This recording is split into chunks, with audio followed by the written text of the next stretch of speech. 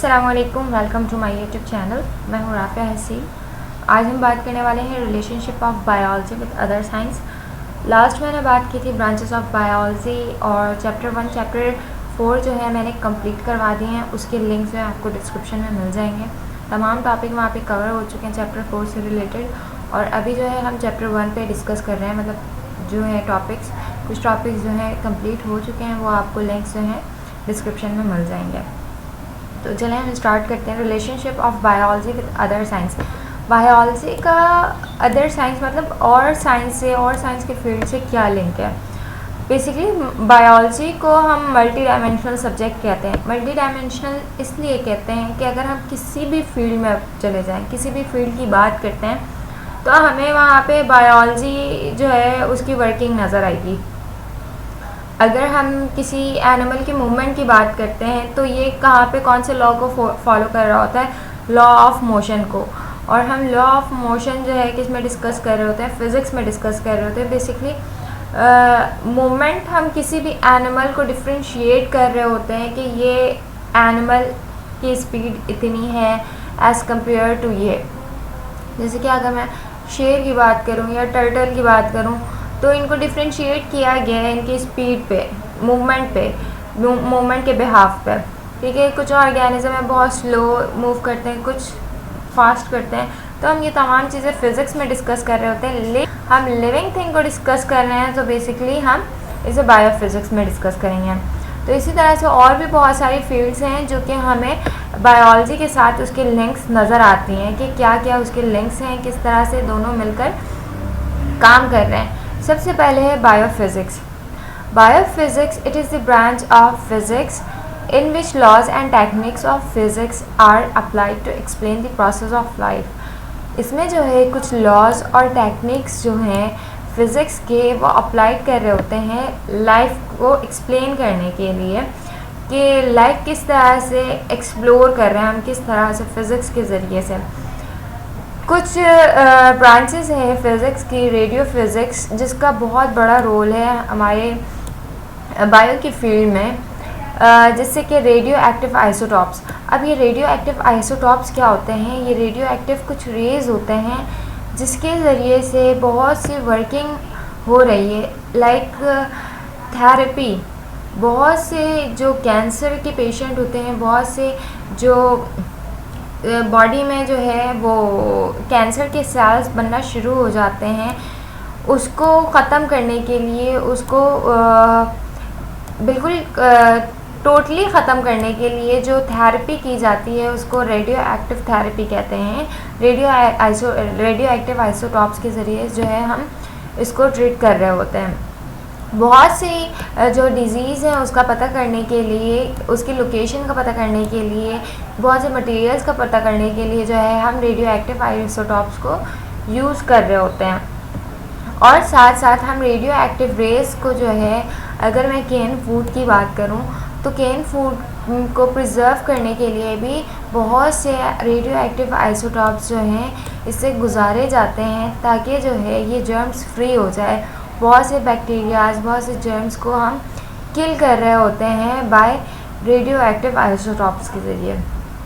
ठीक है, इन तमाम चीज़ों को हम फिज़िक्स में डिस्कस कर रहे होते हैं, लेकिन इसका लिंक जो है किसके साथ है, बायो के साथ है, तो इसलिए हम इसे बायोफिज़िक्स कह रहे हैं। साथ साथ जो है हम फॉसिल्स का भी पता लगा सकते हैं। फॉसिल्स क्या होते हैं, जो कि किसी पास्ट में हुआ करते थे, जो अब मौजूद नहीं है, हमें उसकी जो है एविडेंस मिलती है। और वो एविडेंस किसके ज़रिए से पता कर रहे होते हैं, हम रेडियो एक्टिव आइसोटॉप्स के ज़रिए से। अब हम बात करें कि बायो में फ़िज़िक्स का और क्या रोल है। अगर मैं बात करूं, किसी हॉस्पिटल की बात करती हूं, तो वहाँ पे अगर आप जितने भी मशीन्स देख लें, इलेक्ट्रॉनिक डिवाइसेस देख लें, या सारे काम जो हैं वहाँ पे इलेक्ट्रिसिटी के ज़रिए हो रहे होते हैं। अल्ट्रासाउंड, कुछ जो ट्रीटमेंट होती है, कुछ सर्जरी होती हैं जो कि हम किसके ज़रिए से कर रहे होते हैं, मशीन्स के ज़रिए से कर रहे होते हैं। अल्ट्रासाउंड भी जो है हम मशीन्स के ज़रिए से कर रहे होते हैं। लेज़र ट्रीटमेंट भी जो है हम मशीन्स के ज़रिए से कर रहे होते हैं। तो इन तमाम चीज़ों को हम किस में डिस्कस कर रहे होते हैं, बायोफिज़िक्स में। और ये रिलेशन होता है बायो और फिज़िक्स का, ये इतना हेल्पफुल होता है। नेक्स्ट है बायोमैथमेटिक्स या बायोमेट्री। थीमेटिक्स में हम बेसिकली डिस्कस करेंगे मैथमेटिक्स को, कैलकुलेशन से रिलेटेड हम बातें करेंगे, किस तरह के मैथमेटिक्स हम यूज़ करेंगे। डाटा कलेक्ट करते हैं हम किसी भी चीज़ का, किसी भी ऑर्गेनिज्म का डाटा कलेक्ट करने के लिए कि इस एरिया में इतने पॉपुलेशन में ऑर्गेनिज्म मौजूद हैं, ठीक है। हम और साथ साथ एक और एग्जांपल अगर मैं दूं तो अगर एक पॉपुलेशन में मलेरिया है तो कितने पीपल जो हैं उससे इन्फेक्टेड हैं, ये by the help of calculation हमें पता चलता है। कितने अनइन्फेक्टेड हैं, कितने इन्फेक्ट हो सकते हैं, ये तमाम चीज़ें जो है हम जो है मैथमेटिक्स के ज़रिए अंदाज़ा लगा रहे होते हैं, कैलकुलेट कर रहे होते हैं। और रिसर्च में भी जो है हम मैथमेटिक्स के ज़रिए हम सारी चीज़ें जो है रिसर्च कर रहे होते हैं। इसके अलावा अगर मैं आपको एक एग्ज़ाम्पल दूँ, जैसे कि हमारे पास कोविड है, ठीक है। कोविड में क्या हुआ था कि कुछ इन्फेक्ट थे, ये बताया कि इतने इन्फेक्ट हो सकते हैं, इतने अनइन्फेक्टेड हैं, ये कंट्री जो है इन्फेक्टेड है। ये तो किसके ज़रिए से, कलेक्शन ऑफ डाटा, और ये हम किस तरह से कर रहे हैं, मैथमेटिक्स के ज़रिए से कर रहे हैं। अच्छा, अब कोविड की वजह से कितने लोग मरे, ये तमाम चीज़ें जो है हम कैलकुलेशन के ज़रिए कर रहे होते हैं। तो मैथमेटिक्स भी बायो में बहुत हेल्पफुल है, तो दोनों का ये लिंक है। इसके अलावा बायोकेमिस्ट्री है। बायोकेमिस्ट्री में मैंने पहले भी बताया है, हमारे जो सेल्स हैं उनकी कॉन्स्टिट्यूट या उसकी कंपोजिशन की अगर मैं बात करती हूँ तो वो सारे बायोमॉलिक्यूल्स से बने हुए हैं। वो मॉलिक्यूल्स जो कि एक लिविंग सेल्स को बना रहे हैं। It is the branch of biology which deals with the study of molecules which form living organism और सेल। हमारे जितने भी सेल्स बने हैं वो मॉलिक्यूल्स से बने हैं, और मॉलिक्यूल्स एटम से बने हैं। तो हम यहाँ पे बायोमॉलिक्यूल्स की बात करेंगे। And required authentic knowledge about biology and chemistry to explain the synthesis of biomolecules. हम बेसिकली इसमें जो है सारे बायोमॉलिक्यूल्स के बारे में पढ़ते हैं कि किसकी वर्किंग क्या है, क्या फंक्शन है। अगर मैं एग्जांपल दूँ कार्बोहाइड्रेट्स की, तो कार्बोहाइड्रेट्स वो सोर्स है जिससे रिसोर्सेज ऑफ एनर्जी है। कार्बोहाइड्रेट से हमें क्या मिल रही होती है, एनर्जी मिल रही होती है। जितने भी लिविंग ऑर्गेनिज्म हैं उन्हें कार्बोहाइड्रेट से एनर्जी मिलती है। इसके अलावा मैं प्रोटीन की बात करूं तो प्रोटीन को हम बिल्डिंग ब्लॉक कहते हैं। प्रोटीन को बिल्डिंग ब्लॉक क्यों कहते हैं, क्योंकि हमारी बॉडी में जितनी भी एक्टिविटी हो रही है वो एंजाइम्स के ज़रिए हो रही है। और एंजाइम्स किससे बने हुए होते हैं, प्रोटीन से बने हुए होते हैं। और ये प्रोटीन क्या होते हैं, बायोमॉलिक्यूल्स होते हैं। तो इस चीज़ के बारे में स्टडी जो है बायोकेमिस्ट्री कहलाती है, और इन दोनों का रिलेशनशिप बहुत इम्पॉर्टेंट होता है। बेसिकली अगर हम बायोलॉजी में 50% जो है डिस्कस कर रहे थे बायोकेमिस्ट्री को, हर चीज़ की कंपोजिशन को हम देखते हैं। सेल मेम्ब्रेन किस चीज़ से बना हुआ है, फॉस्फोलिपिड से बना हुआ है, उसकी क्या कंपोजिशन है, ये तमाम चीज़ें क्या वर्किंग है, ये तमाम चीज़ें जो है हम डिस्कस कर रहे होते हैं। नेक्स्ट है बायोजियोग्राफी।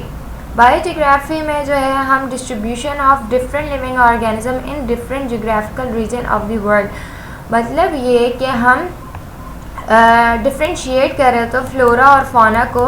बेसिकली फ्लोरा क्या होता है, फ्लोरा में हम तमाम प्लांट्स की बात करेंगे, और फौना में जो है हम जितने भी एनिमल्स होते हैं उनकी बात करते हैं, ठीक है।